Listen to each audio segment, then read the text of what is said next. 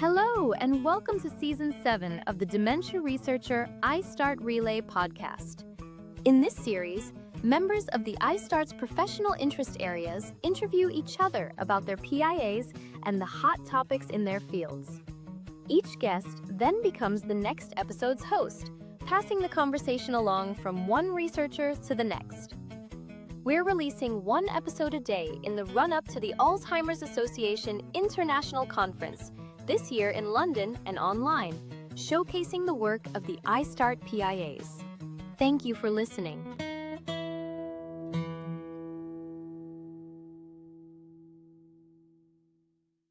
Hello, everybody. Thank you very much for tuning in.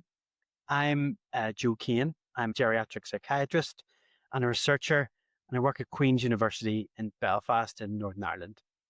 I'm the chair of the Lewy Body Dementias PIA, which is the best PIA. Today, I'm delighted to be speaking with Sindhuja Govindarajan from the PIA to Elevate Early Career Researchers, or PEER. Sindhuja, you're very welcome. I'm really excited to be speaking with you today. Could I please start by asking you just to tell us a bit about yourself, please? Peter, thank you, Joe, for that introduction. My name is Sindhuja. I was until recently a postdoctoral fellow at the University of Pennsylvania. As of the recording time, I'm transitioning to an assistant professor role at Karolinska Institute in Stockholm. I am the outgoing chair of PEERs PIA, which is decidedly the better PIA for sure.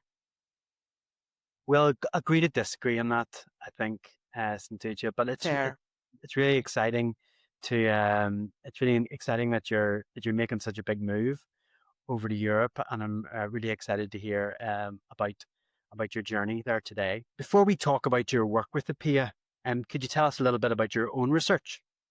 Sure, happy to. I work primarily with neuroimaging. I'm looking at the brain from outside, and so in vivo scans, and that's because I told myself at a very young age I'm scared of cutting open things. And so it's been looking at what's happening in the brain inside the head with advanced neuroimaging scanners. In the field of dementia research, I'm pretty new. I started in 21.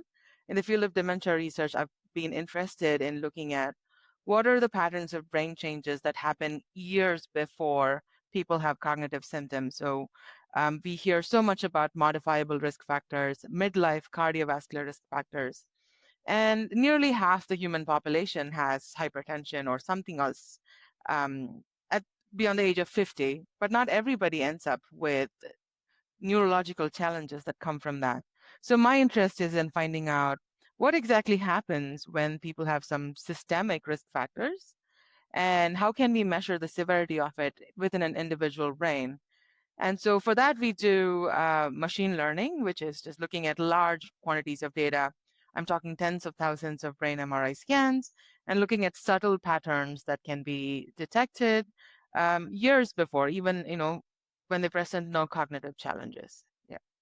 And the hope for that is to potentially identify participants or people who may be at increased risk as opposed to tolerating their risk factor well.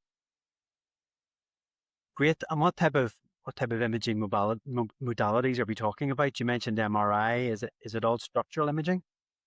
That's great. So I do have experience in MRI with structural functional diffusion. I've done other studies in neurodegeneration before, worked with PET in the past as well. But for my work in dementia, thus far it's been primarily structural imaging and looking at vascular integrity markers using FLAIR MRI and things like that. So far in the area of dementia research, I've been focusing primarily on structural MRI. That's T1 and FLAIR imaging for who's aware of those modalities. And the primary reason for that is that with machine learning and AI, what you need are really large quantities of data that are easy to acquire. So you're able to scan it in pretty much any clinical scanner without necessarily going for specific licenses, specific processing paradigms. So we've amassed a lot of structural imaging data, and it lends itself to a lot of investigations of highly specific hypotheses, I guess. That's great. So you're talking about really big data sets. Can you give us an idea of how many scans we're talking about? Sure. Currently, we're looking at a data set which has around 65,000 participants in total with longitudinal scans. So I think it's close to 90,000 total MRI scans. And at UPenn, we worked on a way to harmonize the images, which means different scanners are collecting different sequences, even though they're the same label, the way they're collected may be different. So we need to find a way to make them comparable across different locations. And so we have data from predominantly from the US, of course, the UK Biobank, some from Australia, some from Germany, some from South Korea. So we have a way of harmonizing them, which is taking out the scanner noise and retaining only what's relevant, which is biological contributions to the imaging measures. It's really interesting that you're talking about harmonization and standardization after the scans have been taken, which is really exciting and gives us. It always makes us think of the clinical scans and all those scans that are out there that aren't necessarily yet being leveraged in the way we could. Um, there is a lot of buzz about AI and machine learning, and I wonder, how do you engage with your participants on that? Are they able to understand the difference between um, machine learning that you do and the machine learning that they hear about in the news and that they talk about with their relatives? That's a fantastic question. I've had an interesting background. So I started my research into brain imaging with sitting hands down at the scanner, modifying the pulse sequences, and trying to get the best picture that's robust, reproducible, and provides meaningful measures. So I've interacted with participants of different clinical backgrounds, and I'm also aware of the different challenges that come with scanners of different types. So I feel like I take a very cautious approach to machine learning and AI in the sense that we're not promising the world everything, a tool that fixes all, but instead, I've so far been very focused on a clear clinical question and a very easy to interpret, easy to understand type of measurement that comes out of it, more interpretable than, let's say, a black box which just says, hey, you're going to have this in 15 years or something like that. As far as engaging with participants now, I don't do a lot of that. I did not do a lot of that during my postdoctoral fellowship. But when my new job in the next role that I take on, I foresee there will be some, more hands-on talking to people, getting more scans, things like that. Great, that sounds really exciting, and we look forward to following up on your work. Thinking more broadly about the field in general, what's really exciting you about dementia research or neuroimaging at the minute? What's really making you develop ideas and get excited about your work? I like that it's a very personal question, so I can tell you what excites me rather than what I've heard people are excited about. Personally, I believe we're starting to leverage the power of, larger models. There are very phenomenal studies coming out of many labs across the world with large data.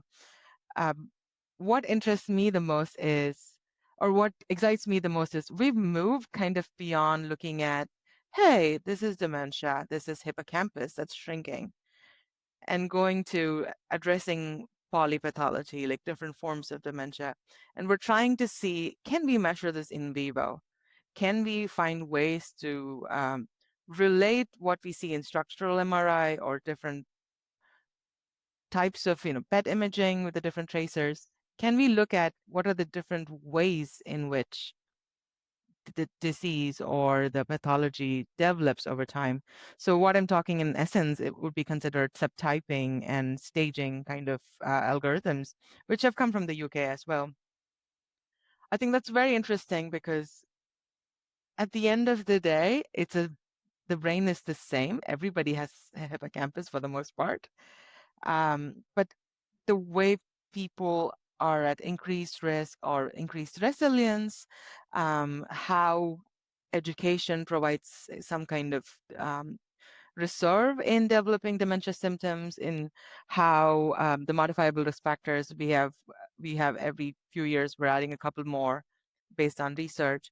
How they affect seems to have specific patterns, they have a specific imprint in the brain, and we're able to now start mapping the trajectory of it and have these like diverging paths saying you start here, you go over there, and then have start developing a co-pathology and things like that. I think that's the part that excites me, which is learning as a community about how the brain is affected with different vulnerable factors as well as different progression pathologies. Yeah.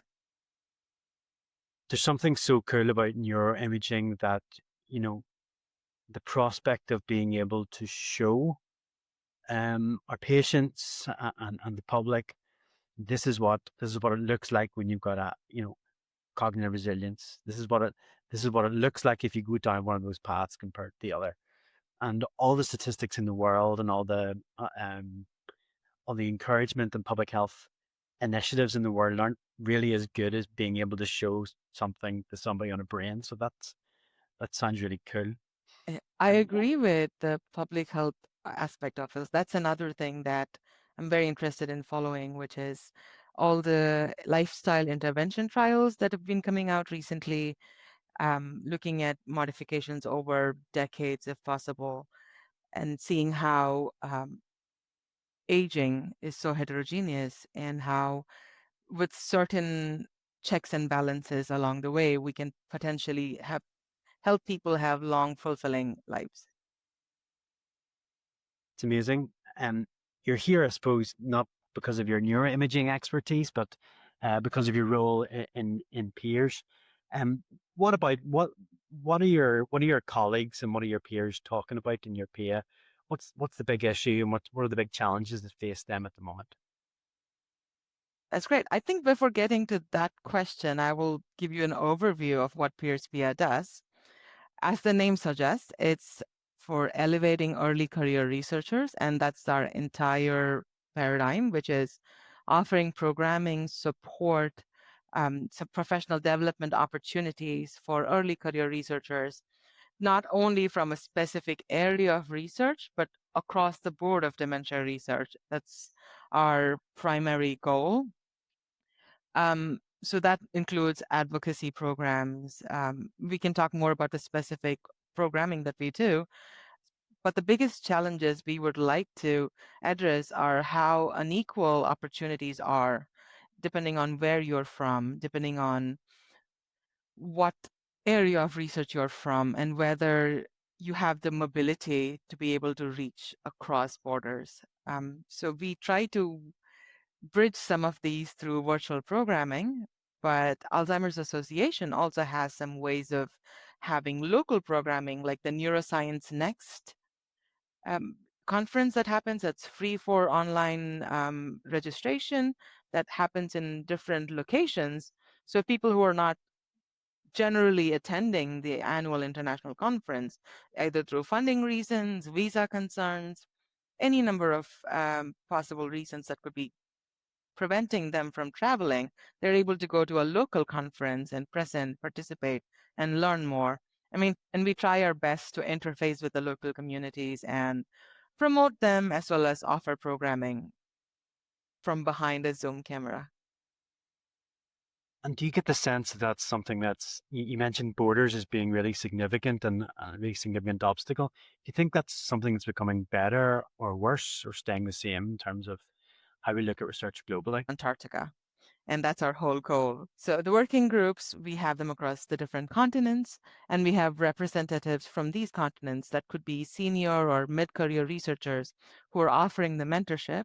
And we have junior researchers taking on the role of the committee lead or the special interest group chair. And they bring us this kind of concerns that are most prevalent in their location. How can we bridge? How can we tap into resources that are available in the Western world, and how can we pass this on as mentorship meetings or as grants related programming? That's what we do. With that, what we've observed is in some of the continents, there already exists a good network. There's already a critical mass of researchers pursuing this and awareness of dementia research as a career possibility. But in a couple of places, it's not very common. So finding members interested in a working group and sustaining them through leadership transitions has been a challenge that we face. But on the right side, the kind of things we do is we leverage our working group members and connect people to local organizations. I'll give you an example. So in South America, there is an organization coming up as the World Young Leaders in Dementia, or WYLD. It's led by people from there. And so PEERS PIA interfaces with them quite a bit to offer programming that promotes funding opportunities or mentorship opportunities to people who may need it. In Europe, we interface with what's called the INTERDEM Academy, and our working group members from PEERS PIA also have a working role there, and so we're able to offer more programming to that. But in some other continents, for example, as you can imagine, I'm from India, and Asia is a huge continent, and we try to have one representative, but that doesn't cover the breadth of opportunities that may be available. So what we end up having is a rotation of people from different countries within the continent, and being able to offer programming for the duration of their tenure, offer programming relevant to the country they are in. That's how we operate. That's really cool because it sounds like a really democratic, inclusive process that really makes sure you reach all four corners of the globe. And what's really interesting as well is that I find that working with the PIA to be a good kind of primer into leadership anyway. So not only are you directing people towards leadership things, but being involved in the PIA itself is nurturing leadership skills. That's really cool.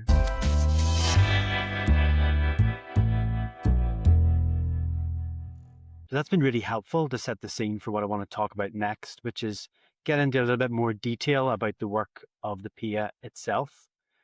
Could you give me some specific examples of how the PIA has supported the field that you work in? Sure. As with other PS, we have specific types of programming that I briefly glossed on. We have webinars where we try to partner with individual scientific PS. As I mentioned before, our PIA doesn't have strict borders on what area of research people are from. This is for all early career researchers, all parts of the world. So we have interfaces with specific research areas where we provide webinars that are geared towards ECRs.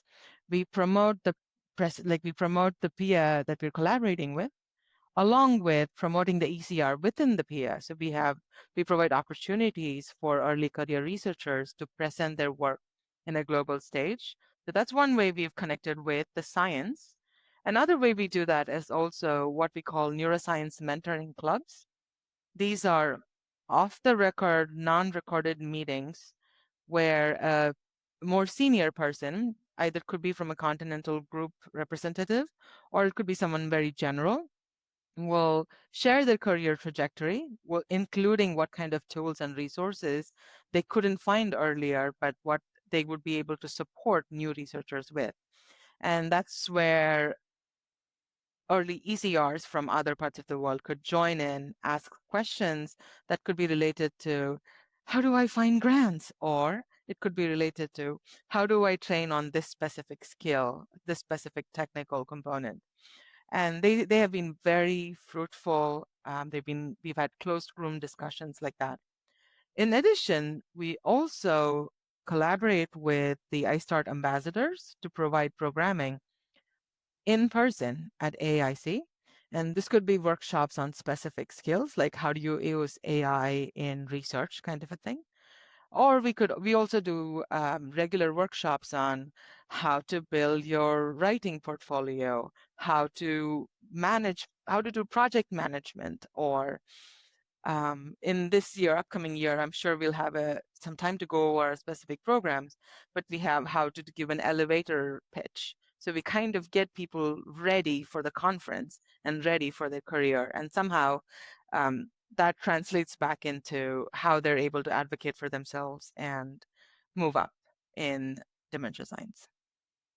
That sounds really great. Sounds really practically focused. And it also, it's great to see you shout out some of the ambassadors, the iStart ambassadors, who just bring a real enthusiasm. And it's great that you're providing them with a platform to look at their next steps and to bring them into the community. So that sounds really exciting.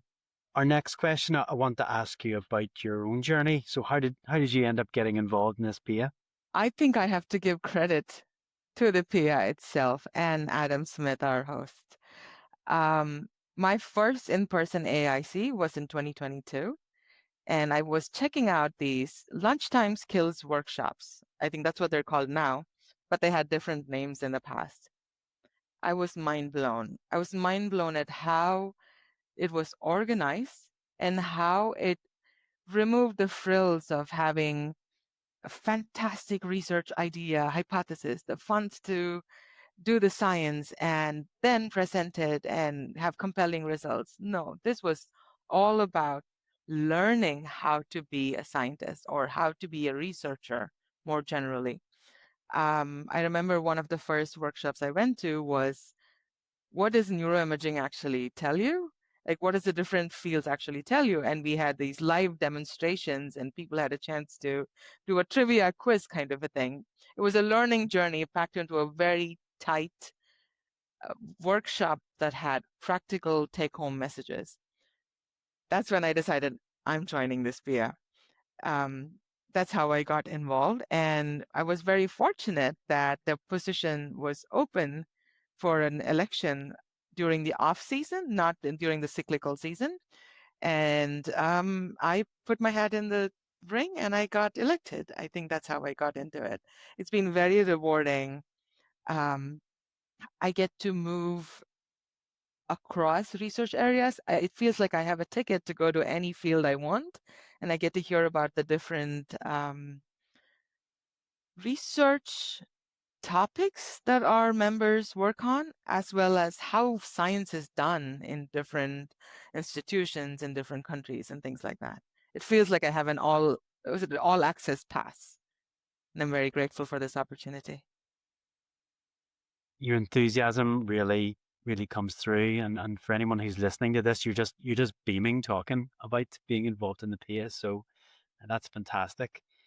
So given everything you've said and the great ideas and the great mechanisms that brought you into the PIA, could you tell us a bit about what you've got planned for AAIC? Absolutely. The first thing I've got planned is I'm not going, unfortunately. I will be moving between countries, and hopping onto a third country was not in my agenda for this summer. But we have some great programming. Our executive committee is made of phenomenally talented and motivated members, and we have several programming opportunities. Let me open up that so I can give you the exact details. So we have, before the conference starts on Friday, there are two workshops. One is on leadership skills and development workshop for emerging scientists, which we partnered with AWARE, which is Alliance for Women Researchers in Dementia. So we partnered with them for a leadership workshop.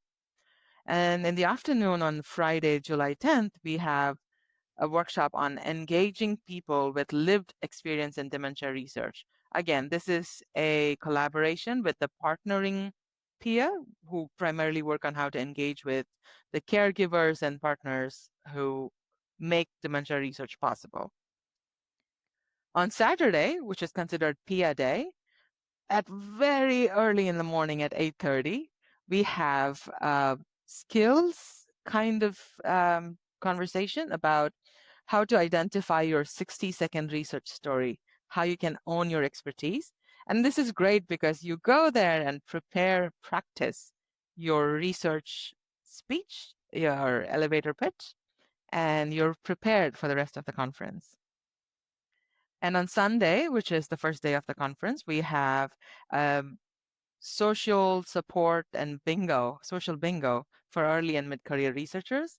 These are easy ways to get to know people in your own career stage and, perhaps mid-career as well.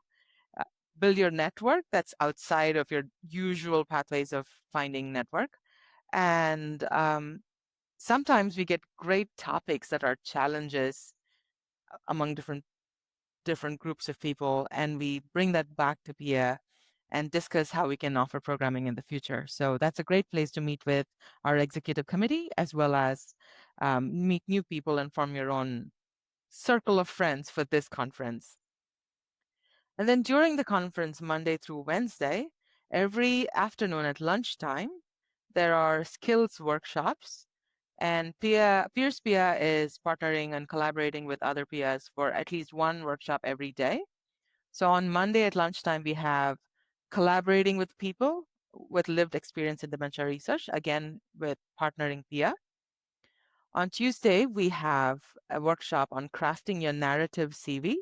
And this we thought was very important because a lot of the institutions funding partners are moving away from a written CV, which just lists your accomplishments and your papers, into a more narrative one where you highlight how this contributes to science in general.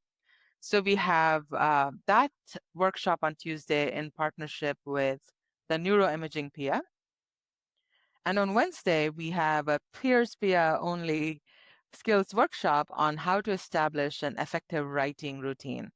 And to me, one of the highlights for all these workshops is how collaborative they are, not only with ECs and other groups, but some of these are being led by our members. So people who are interested in gaining leadership experience or expanding their skill on a specific topic of interest could absolutely get involved and build on their leadership skills.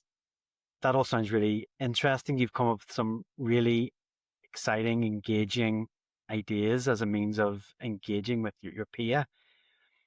From the perspective of someone who, both in PIA and locally, trying to engage early career researchers, what do you think is the most common pitfall that organizations fall into when they're trying to go about engaging that group? That's a great question. I can speak of an example that we've frequently faced in the last few years of my time here. I would say a lot of the times, organizing groups like the executive committee, including our own, we've shouldered all of the organizational duties on ourselves, thinking we wanted to be part of this group, so it's up to us to make it happen.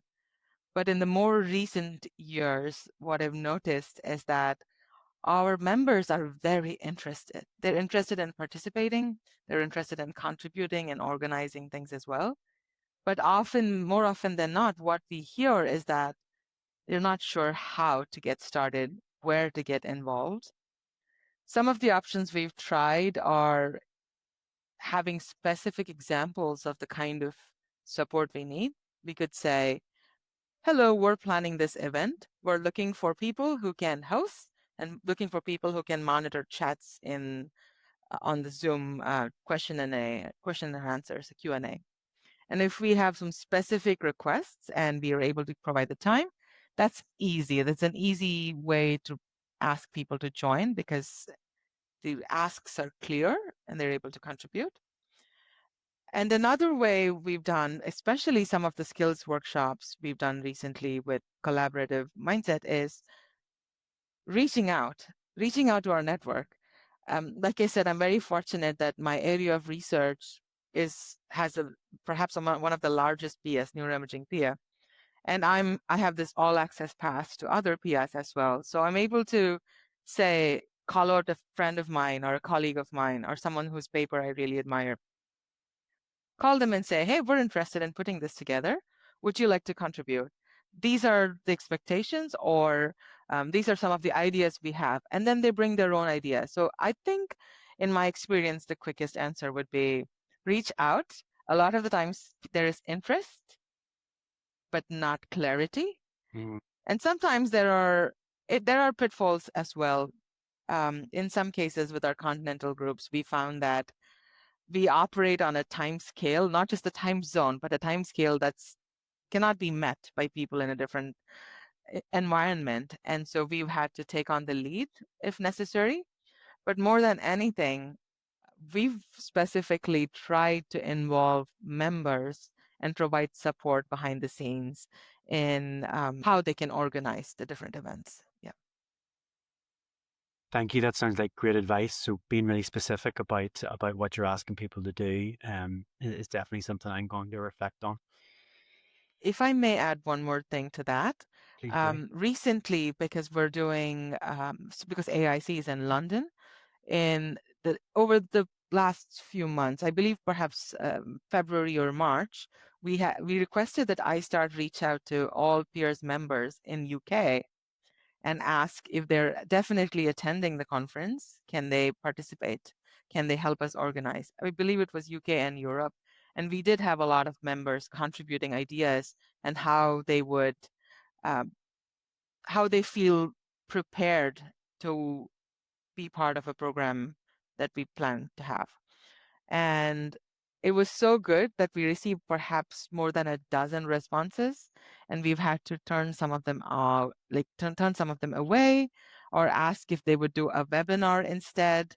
So that's definitely been successful in our current or like our immediate AAIC programming. Great. So there's loads of interesting things you guys have lined up at AAIC and beyond. So it's really exciting to hear about both your work and the work of the PIA. We would love to keep chatting, but we're constrained by time, so it's time to end today's podcast. I want to thank you, Sindhuja, and I want to welcome you to Europe. And I want to wish you the very best for what I know is a big move ahead for you. So thank you very much for joining us. Thank you, Joe. I'm very glad to be here. And for anyone interested, please look up Peers PIA on the ISTAART website, and you'll be able to find us and reach out to all of EC. You're also able to email istart@alz.org. You can find information of all of this on the Alzheimer's Association website. Thank you. Thank you. You have been listening to the Relay podcast, delivered as a collaboration between dementia researcher and ISTAART. This podcast is made at University College London with generous funding from the NIHR, Race Against Dementia, Alzheimer's Association, Alzheimer's Research UK, and the Alzheimer's Society. Please like and subscribe and share your thoughts in the comments.